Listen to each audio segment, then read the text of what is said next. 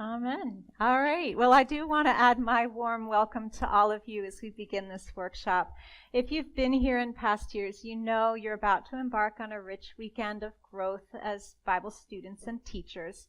And if this is new to you, you are right to expect some good times of fellowship around the Word. But you might already be a bit surprised and even a little overwhelmed by the amount of effort and focus it takes just to get ready for your Women in the Word experience. So we do want to stretch you, but not overly stress you. So my little talk is intended to give you some of the mental furniture that you're going to need to take you through this weekend and understand kind of what's going on. Because one of the main things we would like you to take away is this idea that the Bible tells one coherent story from beginning to end, from Genesis through Revelation. And it's a story that's often goes by the name of redemptive history. It's history in that it marches through time. So we'll be using a timeline to keep track of where we are. And then it's redemptive in that it tells a story of redemption, or God's plan to save a people for himself. So redemptive history is what we're up to this weekend. And it wouldn't be surprising if some of you found this a new way of thinking about the Bible, a new way of reading the Bible. Because in our churches, Bible stories and passages tend to be taught as standalones, with no attempt to connect them or put them in any sort of an order. So your knowledge of the Bible right now may just be a jumble of favorite passages and famous stories and a psalm or two, but you may not know the flow of the whole big picture story.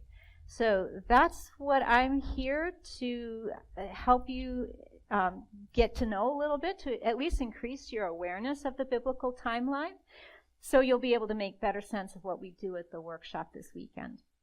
Of course, a lot of you are already familiar with at least the broad outlines, if not the little details, but you may not have ever considered it from the angle that I'm going to present. So hopefully this idea that I have for you is going to be intriguing, even as the talk is just a refresher as we walk through the different stages of the biblical plot line. You do have in your folders, if you haven't pulled it out yet, a copy of this timeline that you can use for future reference. And on the back of it, there's space for taking notes if you want to jot something down. This talk will be recorded and posted online eventually if you want to hear it again.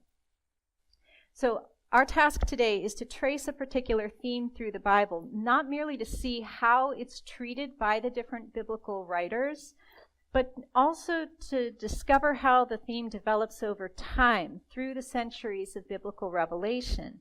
Because in a way, the Bible is like a good mystery novel. There are hints sprinkled throughout of what God is going to do about the mess the world is in. And those hints gradually build up a portrait of someone who is coming to set everything to rights. And of course, we're reading it from the perspective of the end of the story, so we know how it all turns out. We know who the hero is and what he had to do to save us. But as we read in the Bible, especially in the Old Testament, we might well wonder, what did the first readers or hearers think about these hints? What did they already know? And how do the early hints link with the later ones? And then how does our hero Jesus demonstrate God's faithfulness to finish what God started? So we're going to dive in and find out as we talk about the scepter of righteousness today. And I'm going to start with something from the end of the mystery novel. This is not technically a spoiler because, like I said, we're reading with our post-resurrection spectacles on. We already know how it turns out. But here's something from our New Testament book of Hebrews, which is itself a feast of redemptive historical writing. That means that the writer of Hebrews really liked to use the Old Testament to make his points. So one of the arguments that the author of this letter makes early on is that Jesus is superior to the angels. Since he's not merely God's servant, he's also God's son. So in chapter 1, the author launches into this laundry list of Old Testament quotations that demonstrate this point that Jesus is superior. In other words, this writer is assuming that the Hebrew texts give him some information about Jesus. And here's one of the passages he quotes. It's from Psalm 45.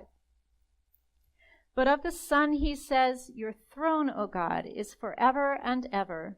The scepter of righteousness is the scepter of your kingdom. You have loved righteousness and hated wickedness. Therefore God, your God, has anointed you with the oil of gladness beyond your companions." So again, this New Testament writer is using this Old Testament text because he thinks it tells him something about Jesus, that Jesus is the Son of God and equal with God and an anointed, reigning, and righteous king. And what's intriguing is that that information was available to the readers in Old Testament times through this psalm. And that might make us wonder, what did the original readers of Psalm 45 understand about the promised one who was coming to set the world right? And that's the kind of question we're going to keep in mind as we talk about this idea of the scepter and kingship and follow it through the timeline of the biblical story. Well, let's talk about scepters a minute.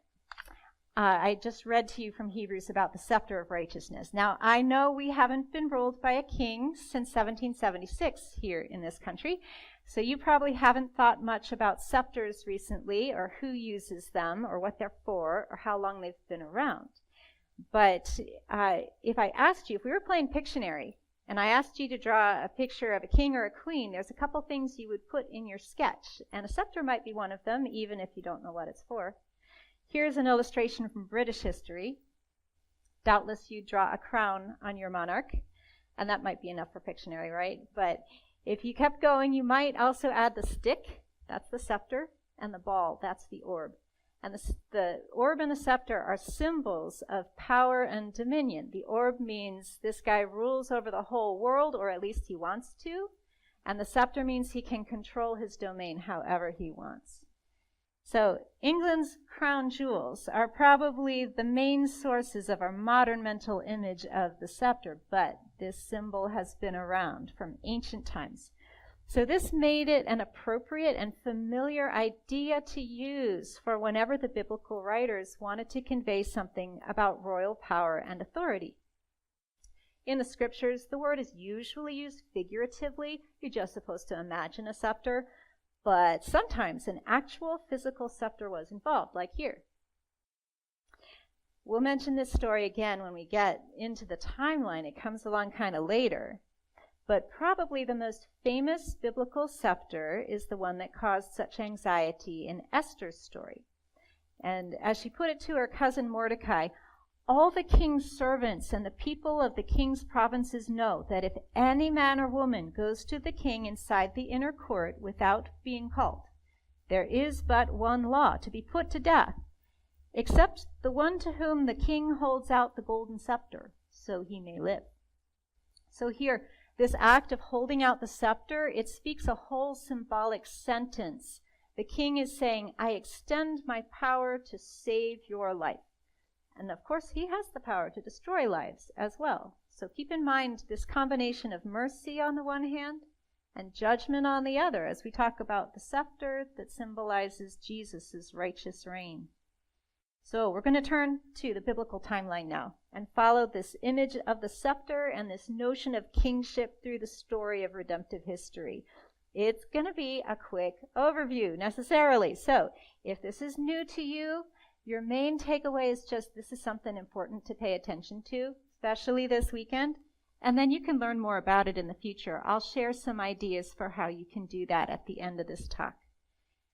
So just glancing at this timeline, you can see from the categories that I have here that redemptive history, this history that's presented in the Bible, it's primarily concerned with the nation of Israel. Not entirely so. It's also a story that's as big as all of humanity. But primarily that's the case. It's mainly about Israel. So notice, where do the kings enter the picture, scepters and all? Israel's first kings actually don't show up until around the middle of the story, and they don't last for long. So we can divide this timeline into three parts. There's the time leading up to Israel's monarchy, and during the monarchy, and then afterwards. Relatively speaking, Israel's kings really weren't around for much of it. But we're going to see that even though the political situation kept changing for Israel, there was one steady scepter in play. At first, it was just in their imaginations, hopes, and dreams. But from beginning to end, from Genesis to Revelation, that's our scepter of righteousness that we heard about in Hebrews. So, now for a chronological tour of kingship through the timeline of biblical history. We can actually begin in the very beginning, because even though Israel wasn't even a nation at that time, there's kingship built into the story from the very start. And as we go, I'm going to be keeping a list up here on the overheads of the characteristics of the king that's been being anticipated. It'll be a visual reminder of this progressive portrait that develops over the centuries of Revelation. So theologians call the first 11 chapters of Genesis primeval history. And that's because this section is concerned with events that happened before the dawn of time on planet Earth. And God's own sovereignty, his kingship over creation, is established from the first words recorded by Moses. In the beginning, God created. And sometime later, with the command to take dominion over the created world, God gives the authority to rule to his representatives, male and female, made in his image. So figuratively speaking, the Lord God hands his scepter of righteousness to the human monarchs of creation. And of course, the rule of human beings is almost immediately interrupted and corrupted by their act of disobedience, which we read about in Genesis 3. But I can convey to you that even though their reign, their dominion, was spoiled practically from their coronation ceremony, God's sovereign plan for righteous rule was never thwarted. In his words to the serpent after the fall, God describes a future scene in which a victorious warrior will crush the enemy of humankind. And this is what he says: I will put enmity between you and the woman, and between your offspring and her offspring. He shall bruise your head, and you shall bruise his heel. So right from the get-go, readers of Genesis are instructed to look to the future. And what are they supposed to anticipate? Well, a son of humanity is coming, whose power and goodness will deal a mortal blow to the ancient enemy Satan. And this warrior will display the traits of a true king. He'll be righteous and capable of a fight against a mighty enemy, and victorious. So the seed of hope is planted right at the beginning of the story, that someone is coming who will wield that scepter of righteousness. We fast forward now to the call of Abraham in Genesis 12. And this is where the story narrows from the scope of all of humanity down to focus on one man and his extended family. And we call the rest of Genesis the account of the patriarchs. So that would be Abraham, his son, his grandson, and all his great-grands. And we don't yet see any kings in these early days of the nation of Israel, but we do hear about them in the words of promise and blessing. I know you know God's promises to Abraham, the land and a son and many descendants, and that all the families of the earth would be blessed through him. But there's one little detail from those promises that may never have registered with you. Because God also says this: I will make you exceedingly fruitful. I will make you into nations, and kings shall come from you. And what must that promise have felt like to that nomadic herder with no children, and not even any land yet on which to build a house, let alone a royal palace?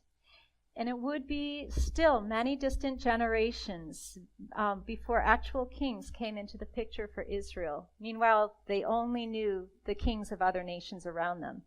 But this expectation of kingship, looking forward to a monarchy, that was the mental set of Israel from the beginning of their history.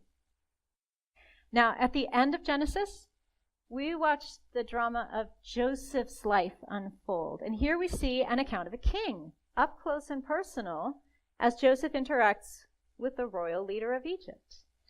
And just like Esther's encounter with a foreign king much later in biblical history, Joseph learns firsthand about the power and authority symbolized by Pharaoh's royal scepter. as the king of Egypt dispenses his judgment and his mercy on Joseph's prison acquaintances. And in fact, when some of Pharaoh's power and authority is later conferred on Joseph himself, he learns directly what it means to exercise both judgment and mercy like a king. In his cat and mouse treatment of his brothers, we glimpse the terror that a king can wield over his suppliants, as well as the vastness of his mercy when he chooses to grant it. And maybe you're already aware of how much Old Testament Joseph prefigures Jesus, especially in his unjust sufferings and his later rise to power for the salvation of many. But maybe you've never thought of the kingly prerogatives that Joseph exercised there in Egypt.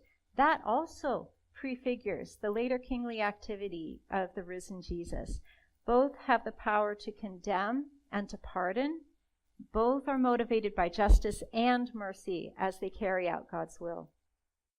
So Pharaoh's Egypt is the setting for some words we hear from Joseph's father Jacob at the end of his life, when he pronounces his blessing on his many sons. Jacob's blessing to his son Judah stands out.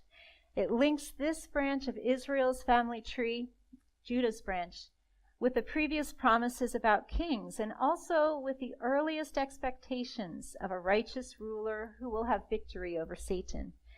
Jacob says this, "The scepter shall not depart from Judah, nor the ruler's staff from between his feet, until tribute comes to him, and to him shall be the obedience of the peoples." And this is a moment in Scripture where we get more clarity about the one who will wield the scepter of righteousness. Readers now know, not only is he to be a human king, son of the woman, but he'll be a Jew from Abraham's family line, specifically a descendant of Judah. And as we heard in Joseph's story, his scepter stands for both judgment and mercy. It will still be many years before a king arises to lead Israel, but the idea of kingship is not forgotten through the long years of wilderness wanderings, the conquest of Canaan, and the time of the judges. All of these come before the kings. And in fact, woven into the law that Moses writes down for future generations, there are some specific instructions for all the kings that they figure are coming later on, so that they'll be careful to exercise their power or wield their scepter in all righteousness. Moses writes this, "When you come to the land that the Lord your God is giving you, and you possess it and dwell in it, and then you say, 'I will set a king over me like all the nations that are around me,' you may indeed set a king over you, whom the Lord your God will choose. And when he sits on the throne of his kingdom, he shall write for himself in a book a copy of this law. And it shall be with him, and he shall read it all the days of his life, that he may learn to fear the Lord his God by keeping all the words of this law and these statutes and doing them, that he may not turn aside from the commandment." So even before the monarchy begins, this is the standard that God sets for the future royal rulers of his people. They're supposed to be righteous and godly, humble and obedient, and most of all, saturated with his word. However, when the first king finally emerges on the scene for the nation of Israel, he ends up being a disappointment to everybody. Saul is disobedient to God, self-serving, and unstable. And he's the first example of what kings should not be like. And actually, Saul's negative example of royal rule makes King David's initially faithful reign shine all the more brightly. So David is said to be a man after God's own heart. And it's on this bright model of faithfulness and righteousness that a new promise of a special future king called the Messiah is built. Now, sometimes the Messiah is even referred to as David himself, returning to vindicate Israel. But this expected figure, it's the Christ that we read about so much in the New Testament. So just make a mental note that Christ and Messiah language and ideas date from the time of David, because the Messiah figure is modeled on David. And it is when David is at his best that his reign most resembles the righteous rule of the coming one. Now, the Psalms which were written by David and by others during the time of the kings. They're rich with messianic messages, and with their poetic imagery, the Psalms make much of the figure of the scepter, which represents the power and authority of the good king. So again, Psalm 45 that we saw in Hebrews. Your throne, O God, is forever and ever. The scepter of your kingdom is a scepter of righteousness. And we remember how that psalm goes into a messianic view of the Son of God. Then Psalm 60 reminds us of the connection with Judah, who was David's direct ancestor. Gilead is mine, Manasseh is mine, Ephraim is my helmet, Judah is my scepter. And some of the messianic psalms, like Psalm 110, visualize the coming king. The Lord sends forth from Zion your mighty scepter, rule in the midst of your enemies. Now, regrettably, even David ultimately uses his kingly status for great evil.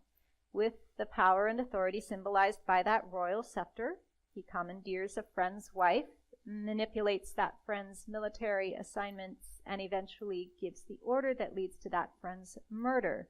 So when all is said and done, even the great King David cannot deliver on the promised scepter of righteousness. Nor do the rest of Israel's kings fare any better. Solomon's many intimate liaisons lead to his theological corruption, and his son Rehoboam, his pride leads to the loss of about 2/3 of the kingdom to a rival. That means that for the majority of time when there were kings in Israel, the kingdom was split, not whole and healthy. So as you read in the books of the kings and in the writing prophets, the portrait of the monarchy of the northern kingdom, which they called Israel, it was a bleak one. And then the southern kingdom, Judah, it didn't end up much better. And so during this time, the longing for a Messiah who will restore righteous rule grows more poignant as the prophets yearn for a day when the corruption of their own kings is replaced by a special ruler who can finally get it right. So, for example, Isaiah dreams of a day when a king will reign in righteousness and princes will rule in justice. Each will be like a hiding place from the wind, a shelter from the storm, like streams of water in a dry place and the shade of a great rock in a weary land. You can hear the yearning in those poetic images. And then here's a familiar expression of longing for a righteous king from Zechariah. Rejoice greatly, O daughter of Zion. Shout aloud, O daughter of Jerusalem. And remember what he's imagining. Behold, your king is coming to you. Righteous and having salvation is he, humble and mounted on a donkey, on a colt, the foal of a donkey. So these are just some examples of the prophetic longing for the good king towards the end of the reign of Israel's kings. Now, remember the scepter in Esther's story that I mentioned in the beginning. So the legendary reputation of that scepter emphasized that king's power to destroy lives and to save them. And Esther risked the wrath of that king to save her people. And that is a brave and exciting tale, but notice she was only put into that situation by the apostasy of the kings of her own nation, Israel. So when we read Esther's story and also Daniel's and Nehemiah's, we're in the midst of the exile. That's when the people of Israel have been deported to foreign lands by conquering empires that God actually used to judge the nation of Israel. So, keeping in mind the age-old promise of that victorious, righteous ruler that we've painted up here, the one who would come from Abraham's and Judah's and David's family lines, it's painfully ironic that in the biblical account, the most merciful, faithful, and saving kings during this period are all foreigners. There's Xerxes, the Assyrian king, who grants Esther the salvation of her people. Nebuchadnezzar of Babylon, whose bout of madness ends in a decree that all his subjects should worship the God of Daniel. And Cyrus, king of Persia, who directed the project to return Nehemiah and all of his friends to rebuild the walls and their temple. Ultimately, the promised Messiah won't look much like the kings of the Messiah's own nation. He's going to look and behave more like these outsider kings who extended their scepters, literally and figuratively, to bless God's people. Now, on our timeline, we have just reached the end of the Old Testament. And we've built up a picture of a kingly figure who's yet to come and whose scepter represents divine authority and righteous rule. And in our Bibles, sometimes we only have one thin page between the Old Testament and the New. But that thin page represents about 400 years of human history. And so during that intertestamental period, empires rise and fall. The Jews repopulate their land. Sometimes they even have the upper hand in controlling it. And also during this time, expectation grows abundantly about the coming Messiah. Surely he will be powerful enough to throw off the yoke of the oppressors and restore the throne to Israel. Well then, turn the corner, turn the page, and enter Jesus into the picture. Son of man, son of Abraham, son of Judah, son of David, son of God, and all those other things that we wrote about up there. I'm going to assume you're familiar with the swirl of kingly language surrounding Jesus. There's a mix of popular speculation and truth in the gospel accounts, and the proclamation of his kingdom in the book of Acts, and deep theological analysis of his kingship in the epistles. And you can think of the power and authority represented by the royal scepter when you read words like these. The kingdom of God is at hand, or my kingdom is not of this world, or your kingdom come, your will be done. So Jesus, the humble king who speaks these words, has come. And he is the one to whom all power and authority are given. And remember, that's authority to judge as well as to pardon. Because in order to make all the good things come true, the divinely appointed king must deal with his enemies in strength and his people with compassion. So again, in the words of Hebrews, echoing Psalm 45, the scepter of righteousness is the scepter of your kingdom.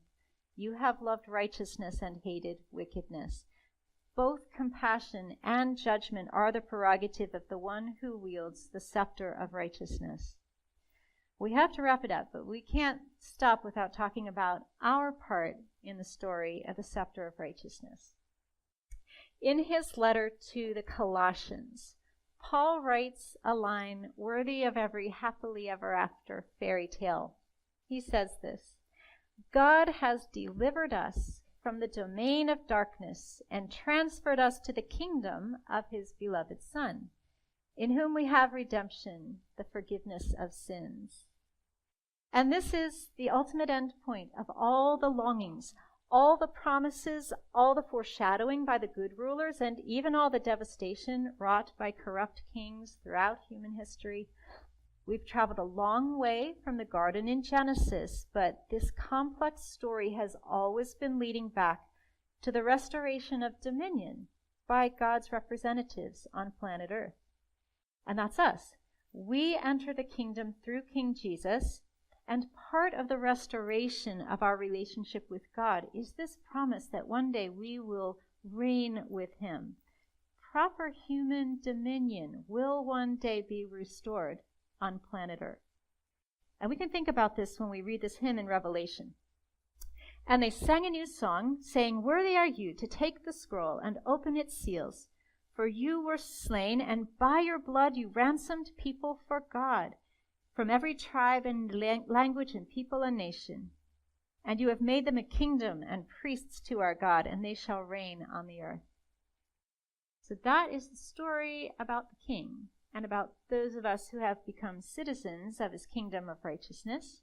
And we praise God for his righteous reign and for working out the details of his plan so elegantly. And this is really the point of paying attention to this big picture redemptive history thing. Because our God is a God who arranges every intricate detail just so in order to carry out his will. So rehearsing that biblical story of his deliberate planfulness through the ages should lead us to praise and trust him as he manages the many details of our own stories today. I'm going to end with a question and a recommendation for you. So as we ran through this biblical timeline in this brief talk, would you say that you were familiar with all the different periods of biblical history that I mentioned here? Because if you're not, this is something you can learn over time. And there are some resources available to you just from the Women in the Word website.